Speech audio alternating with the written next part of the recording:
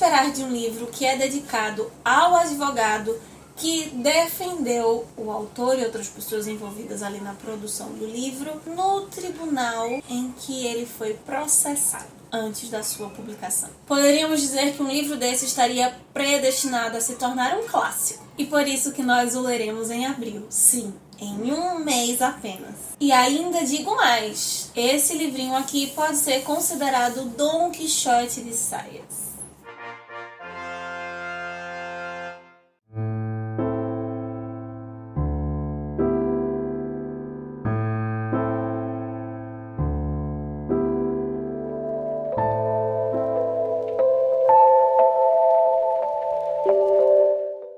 O que temos para hoje, Sanchos e Dulcineias? Eu sou a Larissa Bertolino, você está no canal Uma Garota Quixotesca, onde nós falamos sobre literatura e as conexões que ela estabelece com o Quixote, com as temáticas do Quixote, com as inovações, as formas do Quixote. Falando no Quixote, você se encontra necessariamente agora no vídeo de apresentação da segunda jornada de leitura conjunta de 2022. Nós leremos em um mês apenas uma obra que, como eu falei no início, é considerada o Dom Quixote de Saias por alguns críticos. Em 2029 nós estamos celebrando o marco, de centenário da Semana de Arte Moderna e de alguns outros marcos do modernismo, mas em abril nós vamos para o modernismo lá do século XIX. O livro de Abril foi publicado em 1857 e veio a ser um marco muito importante para esse movimento. Vamos outra vez falar do nosso queridíssimo Peter Gay, para variar.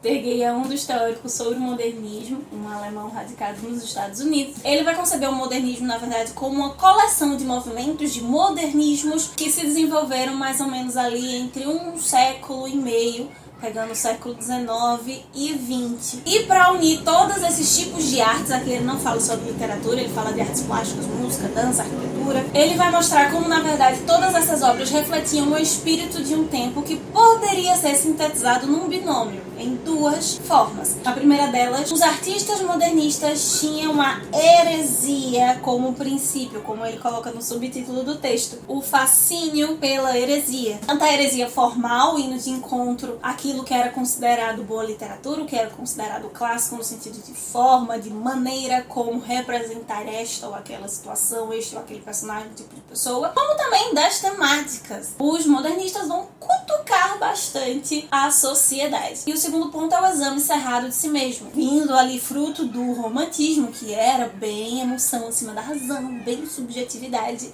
Os personagens modernistas, tanto em novela quanto em poesia e nas outras artes, elas vão apontar para um exame cerrado de si mesmo, ou seja, uma alta subjetivação do indivíduo. O Peter Gay vai mostrar como os românticos no século XIX deram o tom para esse inconformismo, para desenvolver essa crise que levaria a essas novas maneiras de expressão e de criação da arte. Tudo que é trabalhado ali no século XIX é importante para o que vai acontecer na virada, especialmente o que se consolidará ali mais ou menos nos anos 20, que seria considerado o auge do modernismo. O marco do início do que ele considera modernismo acontece exatamente na França, com Charles Baudelaire sendo o primeiro início do modernismo ali na poesia, o Gustave Flaubert sendo o início do modernismo na prosa, com o livro que nós leremos em abril, que é Madame Bovary. O Peter Gay vai mostrar que em 1848, já na metade desse século, surge o Manifesto Comunista, várias questões de instituições da sociedade começam a ser questionadas, as liberdades começam a ser questionadas, aquilo que se cria como verdade é colocado em xeque, o que vai movimentar vários desses autores, como Baudelaire e Flaubert, a tratar de assuntos ainda não vistos, como também de maneiras ainda não vistas. E uma coisa que esses autores vão se assemelhar ao Schlegel, ao Lord Byron, por exemplo, eles são os primeiros a criticar de uma forma mais veemente a burguesia, aquilo que era considerada a classe média. E o Peter Gay vai considerar o Flaubert como marco exatamente por ser aquele que chegou a criticar essa burguesia, a trazer um espírito contra a burguesia o mais próximo possível daquilo que os modernistas do século XX iriam fazer em Madame Bovary. Flaubert cria o que seria uma caricatura do burguês, com um pensamento, na verdade, anti-burguês, combatendo essa classe. Ele os descreve como pessoas obtusas, gananciosas, ao mesmo tempo que satisfeitas demais consigo mesmas, uma mesmice que vai de encontrar o que o Peter Gay vai chamar do exame cerrado de si mesmo, vai provocar esse exame, essa análise muito profunda, que o próprio Gustave Flaubert vai chamar de uma fobia à burguesia, o que é algo contraditório porque ele era burguês e praticava algumas dessas coisas que ele está ali criticando nas suas obras, especialmente em Madame Bovary. Até os críticos vão tratar como uma fobia psiquiátrica, né? O Freud vai começar a desenvolver parte das suas teorias sobre psicanálise depois daí e justamente vai começar analisando as mulheres dessa classe social, né? O que seria considerada a histeria, o que traz certo ponto também ao Gustave Flaubert, um tipo de incapacidade de enxergar um pouquinho da sua própria realidade, que será interessante nessas descrições aqui, nesse livro especificamente. O Peter Gay vai defender que esse tom flaubertiano vai ser um tom muito importante que vai permear todos esses, então, modernistas do século XIX, dos anos 1800, que vai provocar cada vez mais no século XX essa aversão cada vez mais forte aos burgueses, a essa banalidade, a essa hipocrisia, a essa vida tediosa de aparências, que acaba beirando ao ridículo, que buscam sempre estar inovando para fugir do tédio, para não útil, dentro de um conservadorismo ali certo, medido e hipócrita, assim. O Zola na França vai começar a tratar uma nova forma literária, os ingleses também, mas o Flaubert, semelhante ao Zola, vai ter essa visão analítica. Existem até caricaturas dele dissecando, digamos assim, a Madame Bovary, porque é um texto que de fato vai dissecar. Essa obra também tem influência no realismo, no naturalismo, por esse sentido. Ele disseca Emma enquanto indivíduo, enquanto pessoa, em suas subjetividades, o que potencializa uma leitura psicanalítica dessa obra, né? A teoria do desejo de Freud está muito presente aqui, ainda que Freud não houvesse escrito a sua teoria, não houvesse criado a psicanálise ou descoberto, a depender de como você pensa. E uma coisa que o Flaubert vai mudar dentro do cenário literário ali, que vai ser importante para o modernismo, é que a partir de agora tudo pode ser tema, não apenas aquilo que era considerado algo glorioso, dourado para ser tratado na arte. Qualquer coisa pode ser tema artístico, arte pela arte. E por isso ele criará uma nova forma artística. Eu não quero falar muito nesse vídeo sobre isso, porque eu quero que você perceba isso durante a leitura, mas eu já vou te avisando,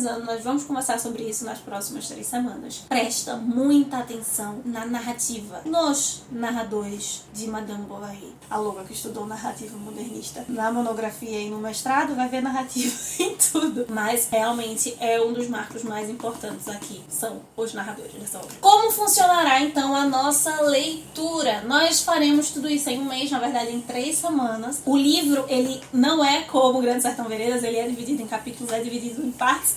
Então isso vai ser mais prático. Ele tem aqui 3 partes. A primeira parte com 9 capítulos, a segunda com 15 e a terceira com 11. Então eles têm extensões diferentes, mas não muito, apesar que o de 15 os capítulos também são mais extensos. Então a segunda parte é um pouco maior. Mas nós vamos ler uma parte por semana, o que dá ali 35 capítulos. Todas as segundas-feiras, ao meio-dia, nós nos encontramos aqui para conversar sobre as impressões dessa obra, no dia 4, 11 e 18 de abril. Antes de me despedir de você, eu queria sugerir então 5 livros, algo que eu devia ter feito com Grande Sertão Veredas, porque é uma obra que você precisa de material de apoio, mas eu peço que você só leia esses materiais depois que você lê a obra, ou que você leia pelo menos cada uma das partes, não só para evitar spoilers, mas para que a gente consiga perceber por nós mesmos essas inovações. Claro que eu vou estar aqui pincelando algumas coisas. Então as 5 obras que eu vou te sugerir são assim. A primeira delas é um estudo minucioso do Mário Vargas Llosa sobre Madame Bovary. Lembrando que Madame Bovary é um clássico universal, mas é uma obra latina. Tem muito da cultura latina como um todo. Era o livro de paixão do Mário Vargas Llosa, então é muito interessante, muito minucioso esse estudo que ele faz sobre Madame Bovary em A Orgia Perpétua. O segundo é um livro sobre Harold Bloom, um dos autores que você precisa ler para entender século XIX, romantismo e modernismo também, que é o Gênio. Ele não fala só de Madame Bovary, ele fala de vários outros textos importantíssimos para a gente compreender esse gênio romântico e também parte do gênio modernista. Tem partes ali específicas sobre o Madame Bovary. O terceiro, que é quase bíblia, assim, fundamental para muita coisa, praticamente tudo da nossa literatura, mas que eu gosto de me apoiar bastante nele para ajudar século XIX, século XX também, é o História da Literatura Ocidental, do Otto Maria Carpeaux. Se eu não me engano, é o livro 7, que tratará de naturalismo, realismo, modernismo e também, obviamente, tratará de Madame Bovary, porque é um marco em várias perspectivas. Ele não é importante apenas para uma classe literária.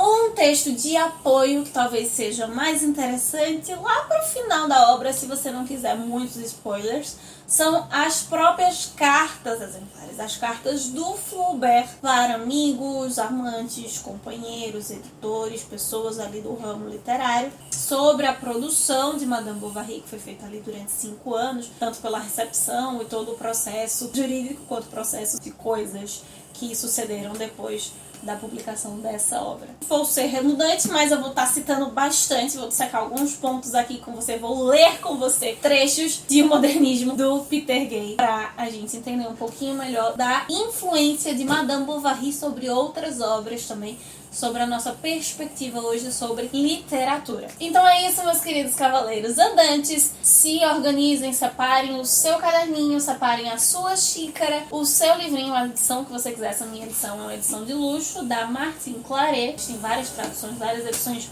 muito boas do Madame Bovary. Busque uma boa edição. Nos encontramos aqui quarta-feira para nós falarmos novamente, agora de uma vez mais decente, sobre um livro já apresentado por aqui. Na sexta-feira nós conversamos com você de modo mais dinâmico através do vlog. E na segunda-feira eu te espero para nós conversarmos sobre a primeira parte do nosso Dom Quixote de Saias. Enquanto isso, possamos continuar saindo da biblioteca e vendo muito além dos moinhos de vento. Valeu!